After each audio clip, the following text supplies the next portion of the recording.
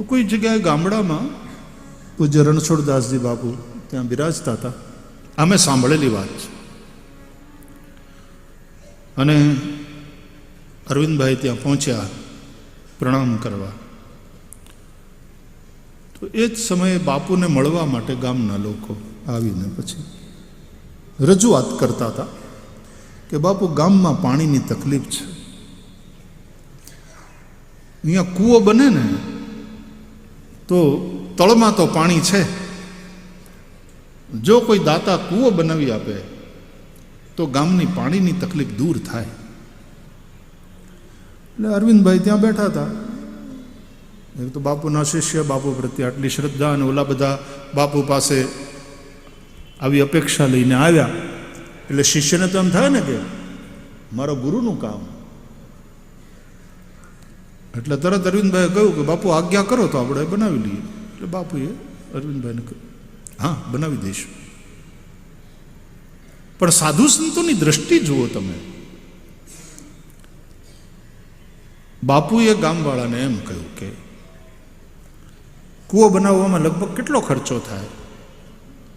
તો કે બાપુ, મજૂરીના આટલા જાય, પછી પાછું બાંધવાનું એટલે પાણા જોઈએ, બીજું બધું જોઈએ, અને પછી પાછી કંઈ મોટર મૂકવાની ને આ બધું, એટલે લગભગ આટલા લાખનો ખર્ચો તો થઈ જાય. એટલે વળી પાછા અરવિંદભાઈ બોલ્યા કે બાપુ આજ્ઞા કરો એટલે આપણે આદેશ આપો એટલે કરી નાખીએ.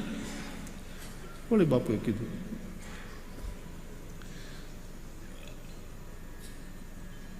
નો આપે અરવિંદભાઈ એવો ભાવ નહીં,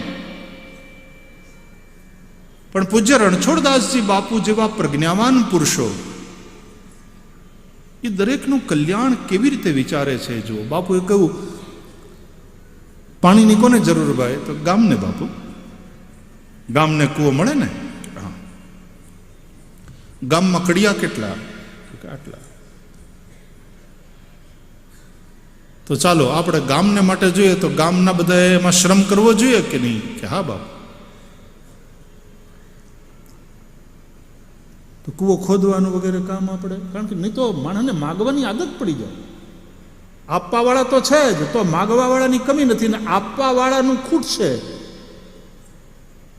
માગવાવાળાની માગણી ક્યારેય ખૂટવાની નથી. મલ્ટી મિલિયનર છે ને જેટલા રાષ્ટ્રમાં, આપણા દેશમાં, ઘણા એમ કે એ બધા આપતા નથી ને એ બધા પૈસા હંગરી રાખે. એ બધા પોતાની આખી તિજોરી ખાલી કરી નાખે ને તો એ માગવાવાળાની માગણી બંધ થવાની નથી કે પૂરી થવાની નથી. એનો મતલબ આપવાવાળાએ તો આપવું જ, જેટલું બને એટલું ઉદારતાથી આપવું. પણ જ્યાં લેવાની જ આદત પડી જાય તો એ ખોટું. હાથ લાંબો કરવાની જ આદત પડી જાય. અરે ભગવાને આપણને હાથ આપ્યા છે, એ હાથ લાંબો કરવા માટે જ નથી, એ હાથ કામે લગાડવા માટે પણ છે.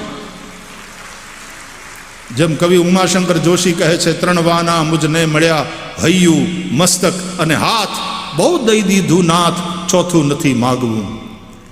હે મારા નાથ, આ 3 વસ્તુ આપીને તે અમને ધનવાન કરી દીધા. હૈયું, મસ્તક, હાથ. હૈયામાં પ્રેમ હોય, મસ્તકમાં જ્ઞાન, અને હાથ આપણા કર્મમાં લાગેલા હોય તો ચોથા કશાની જરૂરત નથી.